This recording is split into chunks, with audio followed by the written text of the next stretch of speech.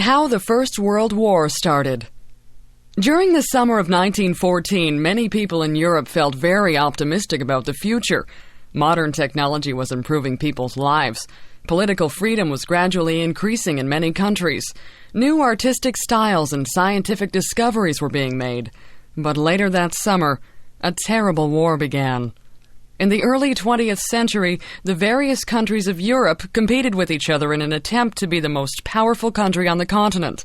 In each country, many of the political leaders wanted to control more land, more people, and more resources. The First World War began when the Archduke of Austria-Hungary was assassinated. Austria-Hungary wanted to punish the assassin, who was from the small country of Serbia.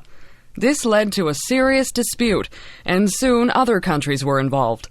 Within a few weeks, a war had begun. On one side were Germany and Austria-Hungary, and on the other side were Russia, France, and Britain. The people in these countries at first welcomed the news of a war. Many people were intensely patriotic and supported the war effort without thinking carefully about the reasons for the war. Some people thought that war would bring adventure and glory to their lives, and they cheered enthusiastically in the streets. After the war started, it soon became clear that it was a terrible disaster. In the western part of Europe, the opposing sides fought many bloody battles. Soldiers on both sides lived in filthy trenches that had been dug out of the ground.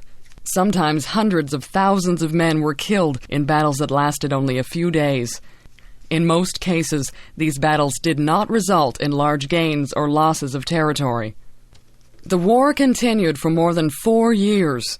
When the war was finally over, millions of people had been killed. Many people realized that their eagerness to fight against other countries had led them into a great disaster. This disaster did not end when the war ended in 1918. During the next 30 years, there would be many violent revolutions in Europe and a second major war that would be even worse than the first. Today, people in most European countries no longer view other nations as enemies. They have no interest in fighting wars with their neighbors. Instead, they're interested in trading with the other countries and in visiting those countries as tourists. The lessons of the 20th century have reminded people that wars can have terrible consequences.